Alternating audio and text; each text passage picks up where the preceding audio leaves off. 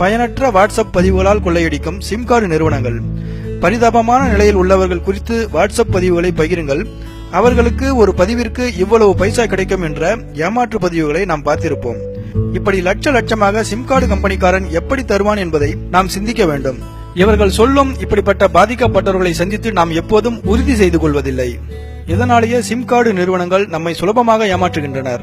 இதன் பின்னணியில் உள்ள சிம் கார்டு நிறுவனங்களின் அயோக்கியத்தனமான கொள்ளை நடப்பது எப்படி என்பதை இப்போது பார்ப்போம். முதலாவதாக, இந்த பதிவை பகிரும் ஒருவருக்கு அவருடைய டேட்டா பேலன்ஸில் இருந்து சுமார் 50 KB செலவாகும். இதை டவுன்லோடு செய்து பார்க்கும் அல்லது கேட்கும் பிறருக்கு நெட் கார்டு பேலன்ஸில் இருந்து சுமார் 50 KB செலவாகும். ஆக ஒரு குரூப்பில் இருக்கும் மொத்தம் 100 பேரும் இந்த பதிவை பார்ப்பதாலோ அல்லது ஷேர் செய்வதாலோ சுமார் 5 GB வரை செலவாகிறது. 5 GB டேட்டா யூசேஜுக்கு ரூபாய் 1000 வரை செலவாகும்.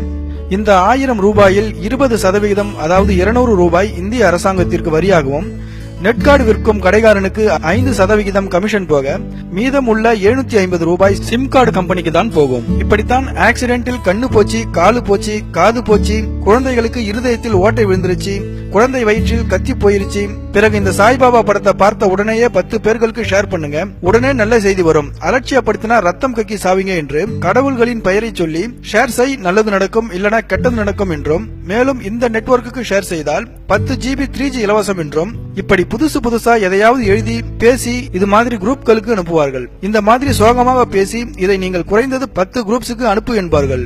ஆக ஒரு குரூப்புக்கு 100 பேருக்கு அனுப்பும் போது சிம் கார்டு கம்பெனிக்காரனுக்கு சுமார் 750 ரூபாய் வரை லாபம் கிடைக்கும்.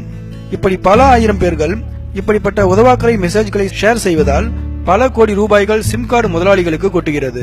ஆனால் நமக்கோ அல்லது பாதிக்கப்பட்டவர்களுக்கோ 10 பைசா கூட போகாது. இதற்காகவே இதுக்கென்றே சிம் கார்டு கம்பெனிக்காரர்கள் ஆட்களை சம்பளம் கொடுத்து அமர்த்தியுள்ளார்கள். இதில் வருத்தப்பட வேண்டிய விஷயம் என்னவென்றால், கடைசியில் உண்மை செய்தி எது, பொய் செய்தி எது என்று பிடிபடாமல் போய் அனைத்தையும் மக்கள் அலட்சியப்படுத்தி விடுவதுதான். ஆகவே நண்பர்களே, உங்கள் குரூப்களுக்கு இது மாதிரியான பொய் செய்திகளை பதியும் முன்பு யோசனை செய்துவிட்டு அப்புறமாக பதிவிடவும். இது போன்ற செய்திகளை பதிவிடுவோரை குழுவிலிருந்து நீக்குவது பயனளிக்கக்கூடியது.